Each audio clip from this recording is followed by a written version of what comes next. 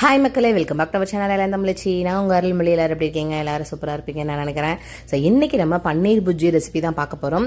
So அதுக்கு ஒரு spoon நெய், கடுகு, சீரகம் போட்டு தாளிச்சிட்டு வெங்காயம் தக்காளி நல்லா வதக்கி எடுத்துக்கலாம்.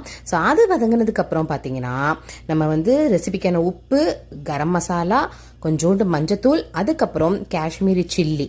ஸோ காஷ்மீரி சில்லி ஏன் போடுறேன்னா அந்த காரமும் போதும், அதுக்கான கலரும் கிடைக்கும், நல்லாயிருக்கும்.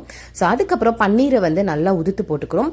அது கொஞ்சம் நல்லா கிண்டி வெந்து வந்ததுக்கப்புறம் லாஸ்ட்டாக க்ரீன் கேப்சிகம், ரெட் கேப்சிகம், கொத்தமல்லி தலை போட்டு கொஞ்சம் வேக விட்டு எடுக்க போகிறோம். ஏன் லாஸ்ட்டாக கேப்சிகம் போடுறோன்னா கொஞ்சம் அதை ஹாஃப் குக்காக இருந்தால் டேஸ்ட்டு நல்லாயிருக்கும். ஸோ அவ்வளோதான், நம்ம பன்னீர் புஜ்ஜி ரெடி ஆயிடுச்சு. என்ன ஒரு கலர்ஃபுல்லாக இருக்குது பாருங்கள். சப்பாத்தி, தோசைக்கு சூப்பராக இருக்கும். ஸோ அது மட்டும் இல்லாமல் இதை சூடாக அப்படியே கூட சாப்பிட்லாம், செம்ம டேஸ்ட்டாக இருக்கும். நீங்களும் ட்ரை பண்ணி பார்த்துட்டு எப்படி இருக்குன்னு சொல்லுங்கள். ஸோ நான் வேறொரு ஷார்ட்ஸில் மீட் பண்ணுறேன். தேங்க்யூ மக்களே, love you so much, bye.